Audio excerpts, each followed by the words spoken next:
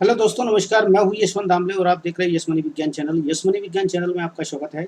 आज के वीडियो में हम सीखेंगे क्लोरोप्लास्ट संरचना तथा उसकी कार्यविधि जानेंगे। संरचना देखने के साथ साथ ही हम ये देखेंगे क्लोरोप्लास्ट में हम लास्ट वीडियो में आपको क्लोरोप्लास्ट के प्रकार या क्लोरोप्लास्ट या प्लास्टेड के क्लासिफिकेशन के बारे में बता चुके हैं। यदि आपने पिछली वीडियो नहीं देखी है तो उसका लिंक मैं आपको डिस्क्रिप्शन में दे दूंगा, आप वहाँ से देख सकते हैं। आई बटन पर भी उसका लिंक दे दूंगा, आप वहाँ से भी उसे देख सकते हैं। आइए शुरू करते हैं एक छोटे से इंट्रो के साथ।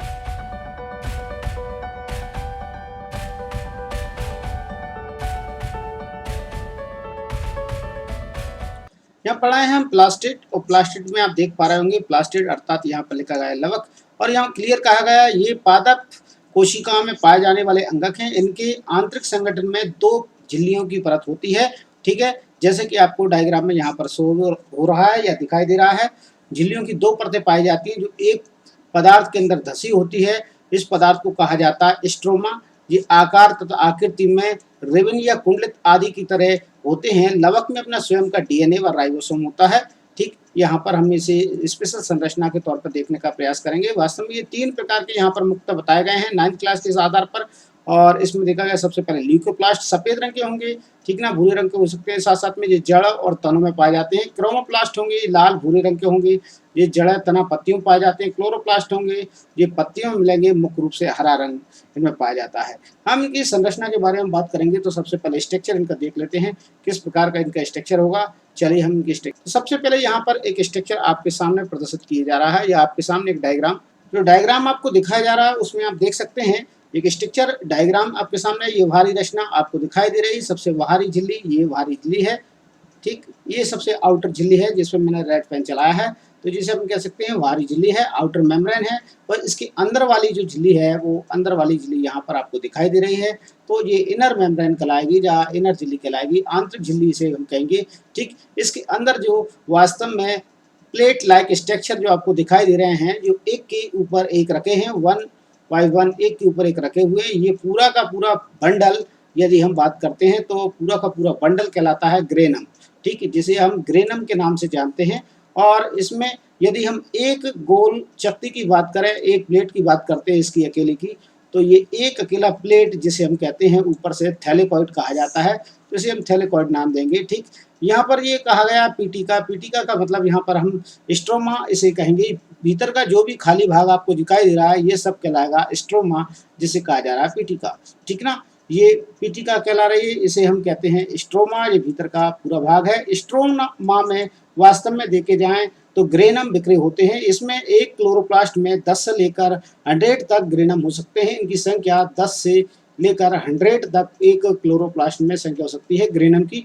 ठीक है, यहाँ पर देखा गया है एक ग्रेनम को, यहाँ पर एक ग्रेनम को कुछ संरचनाओं के द्वारा जोड़ा गया है। यहाँ पर एक ग्रेनम कुछ संरचना के द्वारा जुड़ा हुआ है जिसे कहा जाता है पटलिका, या हम लेमिला के नाम से, इंटरलेमिली के नाम से भी हम इसे जानते हैं, जो आपको दिखाई दे रहा है। ठीक ना, इन्हें हम लेमिली के नाम से भी हम इन्हें जानते हैं, तो आप इन्हें लेमिली भी कह सकते हो। तो ये धौरी झिल्ली वाला एक कोशिका अंगक है जिसमें कि धौरी झिल्ली पाई जाती है। यहाँ पर मैं आपको बताने का प्रयास करूँगा। चलिए, सबसे पहले एक सिंगल मेम्ब्रेन मैंने यहाँ पर बनाई है। ठीक, और एक और मेम्ब्रेन यहाँ पर मैं बनाऊँगा, तो ये डबल मेम्ब्रेन वाला कोशिका का अंगक हो जाएगा। ठीक है, या कोशिका अंग हो जाएगा, या आप इसे सेल ऑर्गेनेल्स भी कह सकते हो, कोशिका अंगक भी आप कह सकते हो। यहाँ पर सबसे बड़ी बात दिखाई दे रही है कि आपको दोनों झिल्लियाँ हैं, दोनों झिल्ली की मैं बारी बारी से यहाँ पर दोनों प्रकार की जो झिल्लियाँ आपको देखो, प्रत्येक झिल्ली की यहाँ पर मोटाई हम बात करते हैं, प्रत्येक झिल्ली जहाँ पर होती है तो वो 4 से 6 नैनोमीटर मोटी हो सकती है। इसकी जो मोटाई होगी वो 4 से 6 नैनोमीटर हो सकती है। और यहाँ पर ये सबसे बाहर की ओर की झिल्ली है, इसलिए इसे बोला जाएगा बाहरी झिल्ली, जो आपको देखने में आ रही है। तो ये संरचना आपको बताई जा रही है ताकि आप डायग्राम को समझ सकें अच्छे तरीके से। वैसे बना हुआ स्ट्रक्चर भी यहाँ पे दिया गया है। इसके बाद अंदर वाली झिल्ली को कहा जाएगा आंतरिक झिल्ली, ताकि आपको बनाने में कोई समस्या ना आए, डायग्राम को आप अच्छे तरीके से बना सको समझकर। प्रत्येक झिल्ली की मोटाई की बात करें तो ये 4 से 6 नैनोमीटर मोटी होती हैं, और दोनों झिल्ली के बीच में लगभग 10 नैनोमीटर का चौड़ा स्थान होता है। यहाँ पर जो स्थान है 10 नैनोमीटर का चौड़ा स्थान है। आप इसे जाने तो ये स्पेस जो बीच का है ये 10 नैनोमीटर का चौड़ा स्थान होता है। इसमें वास्तव में देखा जाए तो इस चौड़े स्थान में इलेक्ट्रो ट्रांसल्यूसेंट पदार्थ भरा होता है। यहाँ पर इलेक्ट्रो ट्रांसल्यूसेंट पदार्थ भरा होगा, ठीक, दोनों झिल्लियों के बीच में। ये हम ट्रांसल्यूसेंट पदार्थ की बात करेंगे। भारी झिल्ली यदा कदा कभी कभार आपको ER से संबंधित होती नजर आएगी, अर्थात एंडोप्लाज्मिक रेटिकुलम से भारी झिल्ली जुड़ी हो सकती है, ठीक है जी। ER से कनेक्ट भी हो सकती है भारी झिल्ली, ठीक है। यहाँ पर हम ये कह रहे हैं भारी झिल्ली वास्तव में स्ट्रोमा साइटोसोल के बीच में एक संबंध बनाने का कार्य करती है और बीच में क्रियात्मक कार्य को करने का कार्य करती है, अर्थात ये रोधक का कार्य भी यहाँ पर कर सकती है। लेकिन हम बात करेंगे कि यहाँ पर जो भीतरी झिल्ली है वो वर्णात्मक पारगम्य की तरह काम करती है, अर्थात जो भीतरी झिल्ली है वो किस तरह काम करेगी, एक वर्णात्मक झिल्ली की तरह काम करेगी। वर्णात्मकता मतलब होता है सिलेक्टिव मेम्ब्रेन की तरह काम करती है। सिलेक्टिव मेम्ब्रेन का मतलब ये होता है वो चुनाव करके पदार्थों को अंदर बाहर जाने देने का कार्य करती है। इसमें वास्तव में देखा जाए तो ये सुक्रोज, कार्बोहाइड्रेट, ये आंतरिक झिल्ली जो है वह सुक्रोज, कार्बोहाइड्रेट या न्यूक्लियोटाइड आदि पदार्थों को जाने के लिए क्या होती है, अपारगम्य होती है, अर्थात यहाँ से ये पदार्थ फिर बाहर नहीं निकल सकते हैं। यदि न्यूक्लियोटाइड वगैरह हैं तो वो यहाँ से बाहर नहीं निकल सकते हैं, बाहर नहीं जा सकते हैं, ये कहा जा सकता है, ठीक है। हम ऐसा मान सकते हैं। यहाँ पर आगे देखते हैं मैट्रिक्स, जो पूरा भाग आपको ब्लैक भाग दिखाई दे रहा है यहाँ पर, आंतरिक झिल्ली के अंदर का पूरा भाग क्या कहलाएगा, स्ट्रोमा वाला भाग है, ठीक ना। स्ट्रोमा क्लोरोप्लास्ट का भीतरी भाग मैट्रिक्स है, जो इसकी आप देख पा रहे होंगे आंतरिक गुहा भरी हुई है। इसमें आपको बीच बीच में कण भी आपको देखने को मिल सकते हैं। ये कण होंगे, ये कण वास्तव में आपको मिलेंगे ऑस्मोफिलिक कण कहलाते हैं। इन्हें हम कह सकते हैं ऑस्मोफिलिक कणों के नाम से हम इन्हें जानते हैं। आप इनका नाम भी लिख सकते हैं, ऑस्मोफिलिक कण हम इन्हें कहते हैं, फिलिक। और ग्रेन्यूल्स के नाम से भी हम इन्हें जान सकते हैं। कण को हम ग्रेन्यूल्स बोलते हैं, इसलिए हम यहाँ पर लिख रहे हैं ग्रेन्यूल्स। आप हिंदी में भी आप इन्हें लिख सकते हैं, कोई दिक्कत नहीं है, ठीक है। आप हिंदी में भी इन्हें लिख पाएंगे तो कोई समस्या नहीं होगी। अब इसके बाद हम बात करेंगे अंदर क्लोरोप्लास्ट में, स्ट्रोमा में दोहरी झिल्ली के बने चपटी थैलेनुमा संरचनाएं होती हैं, चपटी थैलेनुमा संरचनाएं होती हैं। अब हम यहाँ पर देखेंगे कि वास्तव में स्ट्रोमा के अंदर देखा जाए तो दोहरी झिल्ली की बनी चपटी थैलेनुमा संरचना इसमें पाई जाती है। चपटी थैलेनुमा संरचना जो होती हैं वो दोहरी झिल्ली की बनी होती है। यहाँ पर आपको इस प्रकार के स्ट्रक्चर्स देखने को आपको मिल जाएंगी। तो ये स्ट्रक्चर्स यहाँ पर आपको दिखाई दे रहे हैं।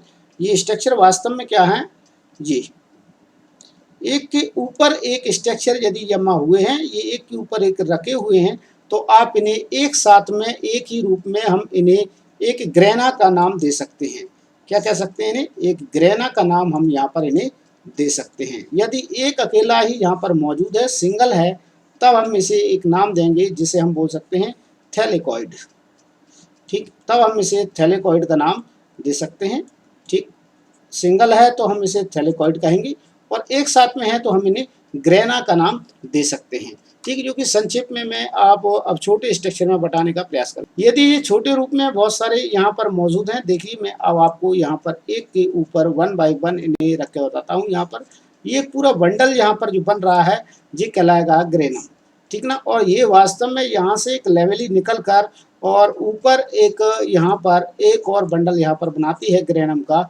तो यहाँ पर हम कह सकते हैं इन दोनों को जो जोड़ने वाली कड़ी है, जो इन दोनों को जोड़ती है, ठीक है, ग्रेनम को आपस में जोड़ने का काम कर रही है, उस कड़ी को हम कहते हैं इंटरनल लैमेली के नाम से हम इसे जानते हैं। इसका नाम हो जाएगा इंटरनल लैमेली, हम इसे बोल देंगे। मैं हिंदी में भी आपको लिख देता हूँ, इंटरनल लैमेली हम इसे कहते हैं, इंटरनल लैमेली। तो ये कहलाएगी इंटरनल लैमेली। जो ग्रेना वाला पार्ट्स होता है पूरा, ये ग्रेना वाला पार्ट्स है, ये भी ग्रेना वाला भाग है। तो इस ग्रेना वाले भाग में ही फोटोसिंथेसिस की क्रिया होती है, ये आपको ध्यान रखना है। फोटोसिंथेसिस का मतलब होता है प्रकाश संश्लेषण की क्रिया यहाँ पर संपन्न होती है। ग्रेना के अंदर ही प्रकाश संश्लेषण की क्रिया संपन्न होती है, ये आप जान पाएंगे, ठीक। इसके बाद यहाँ पर मैं आपको स्ट्रोमा वाले भाग में बता रहा हूँ। यहाँ पर अंधकार में जो क्रिया होती है, स्ट्रोमा वाले भाग में जो क्रिया होती है, वहाँ पर जो क्रिया होगी वो CO2 का स्वांगीकरण की क्रिया होती है या CO2 के स्त्रीकरण की क्रिया यहाँ पर होती है। और ये पूरा अंधेरे में वाला भाग जो दिखाई दे रहा है वो कहलाएगा स्ट्रोमा, ठीक। और ये ग्रेना वाला भाग कहलाएगा ग्रीन पार्ट्स यहाँ पर दिखाई देंगे, वो ग्रेना वाला भाग यहाँ पर आपको दिखाई देगा। तो इस प्रकार से इसकी संरचना को आप लिख सकते हैं बखूबी। मैंने यहाँ पर बोलकर बताया है, पूरी संरचना को मैं लिखकर नहीं बताया है, ठीक ना। आप इसे यहाँ से समझ सकते हैं। कोई दिक्कत आए तो आप मुझे कमेंट्स बॉक्स में ज़रूर लिखिएगा। अगर प्रॉब्लम आती है, समझने में दिक्कत आती है, तो आप मुझे कमेंट्स बॉक्स में ज़रूर लिख सकते हैं, ताकि मैं आपकी परेशानी को सॉल्व कर सकूँ या प्रॉब्लम को दूर कर सकूँ। यदि आपने हमारी पिछली वीडियो नहीं देखी है और इसी चैप्टर की जो 5 अध्याय है, जो कि मुख्य है चैप्टर, आपका त्रैमासिक क्वार्टरली एग्जाम में भी आना है, वार्षिक परीक्षा में भी इससे क्वेश्चन पूछे जाते हैं, नहीं देखी हैं तो उनका लिंक मैं आपको डिस्क्रिप्शन में दूंगा। आप यदि वीडियो को पूरा देखेंगे तभी आपको बहुत अच्छे तरीके से समझ आ पाएगा। प्रत्येक वीडियो को आप जब पूरा देखेंगे तो आपको बखूबी समझ में आएगा। और हर बार की तरह कहना चाहूँगा, यदि आप मेरे चैनल पर नए हैं और अभी तक आपने यदि मेरे चैनल को यदि सब्सक्राइब नहीं किया है, तो प्लीज़ सब्सक्राइब बटन को प्रेस कर दीजिएगा। बेल आइकन को प्रेस करना ना भूलें। बेल आइकन दबाएंगे, आप प्रेस कर देंगे तो आपको नोटिफिकेशन पहुँच जाएगा। और वीडियो अच्छा लगता है तो लाइक जरूर कीजिएगा, दोस्तों के साथ में शेयर कीजिए।